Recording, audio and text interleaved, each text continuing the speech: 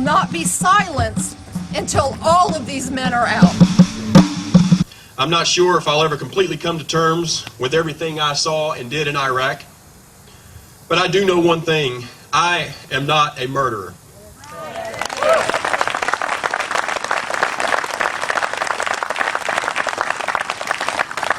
I did the job I was asked to do to the best of my ability, and I'm proud to say that because of my actions on the battlefield and because of my leadership, I never lost a single soldier in the line of duty.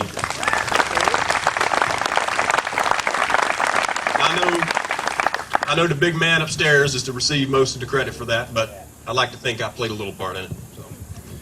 Now, another part of these reoccurring things we were hearing about. My JAG lawyer told me that unless I accepted a plea bargain, I would spend the rest of my life in prison. My lawyer told me he had the same boss as my prosecutor.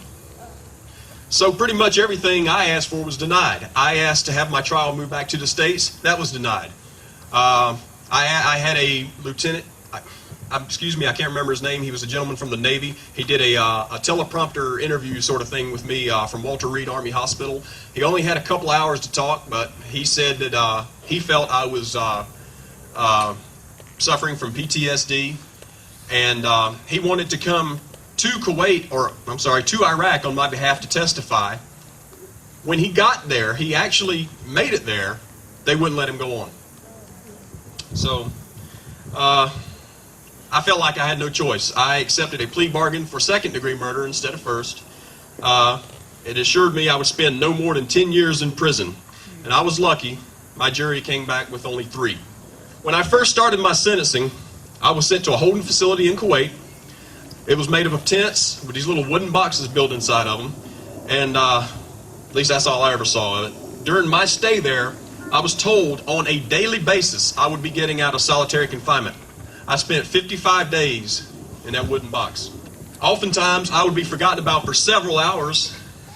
More than once, I was forced to relieve myself on the floor of my very cell, a little 7x7 cell, because they'd forget about me. They wouldn't hear me yelling for them. A few times I got sick in there, I'd yell, I'd scream and holler. Nobody could hear me. They'd forget I was there. I had no choice. Also, on the same note, the cot that I was given to sleep on was broken, and I was forced to sleep on the same floor that I had relieved myself on. And the whole time I was there, I couldn't help but think that the enemy prisoner of war that I personally captured received better treatment than what I was receiving. Very hard to come to terms with that. Now, I want you all to know and understand that I understand today is not about me. Today is about the young men in Leavenworth that stand accused of similar charges, who have lost their freedom due to their actions in the line of fire. None of us are perfect, and I'm certain there's not one of us that wouldn't go back in time and change something about the way we did things over there if given the opportunity. I personally never asked anyone to agree with me on my decision, but I do ask that somehow we come together in support for these troops and know that they are the reason we have the freedom in this country that we do today.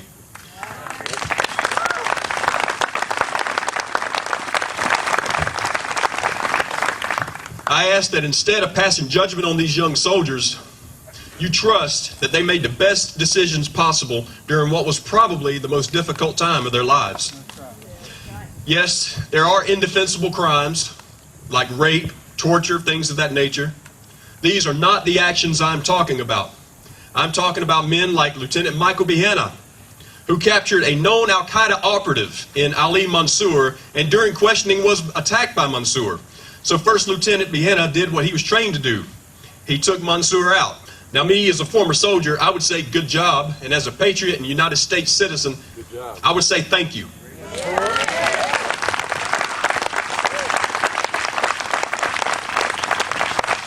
But instead, someone somewhere sitting in an air-conditioned office decided that First Lieutenant Behenna needed to be made to stand trial for the death of a known terrorist. Please help me understand this. Though on paper you might not agree with some of the things some of the soldiers have done, I understand, and so should you, that the situation brought about these soldiers' actions, not the soldier's heart. Actions like these are very seldom planned or realized on paper. Therefore, it is unfair to judge these soldiers by the most strict letter of the law when what we are asked to do is so unnatural. We all did things in the war that we know we would never do again, would never have done in the first place, had we not been faced with the horrors of war. Some forgiveness should be warranted for these soldiers that have fallen to this misfortune. I'm deeply saddened that after my accomplishments in the United States Army, I was released as a demoted private.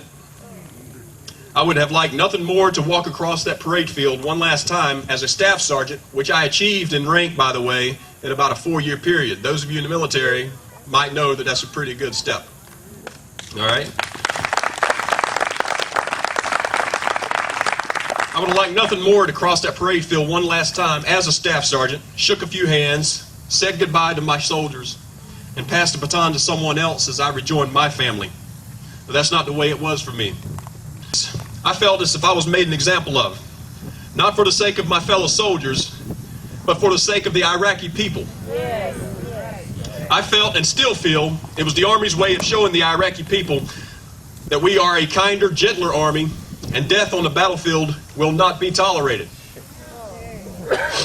Well, I can tell you, my life and the life of my fellow brothers in arms is worth a hell of a lot more than to be used as some political tool to be disposed of when my usefulness has expired.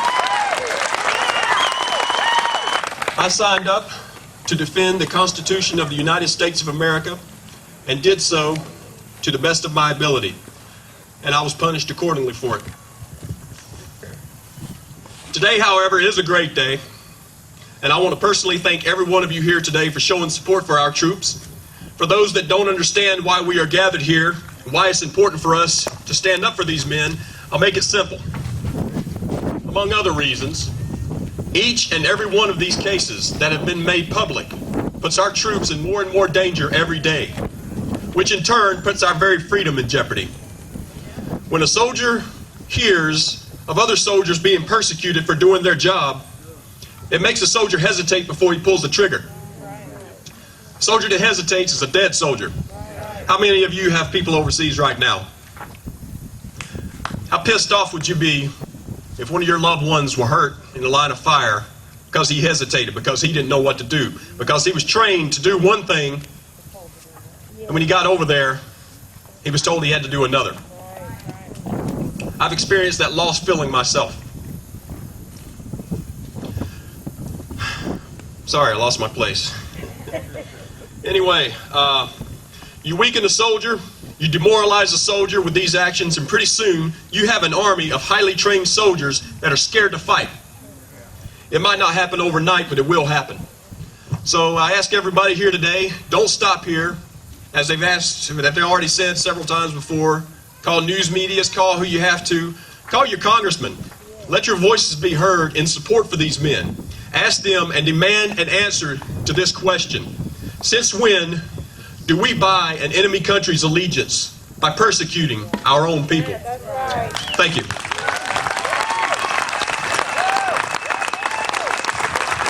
Great field, but these are the people who appreciate what you did. Thank you for the service.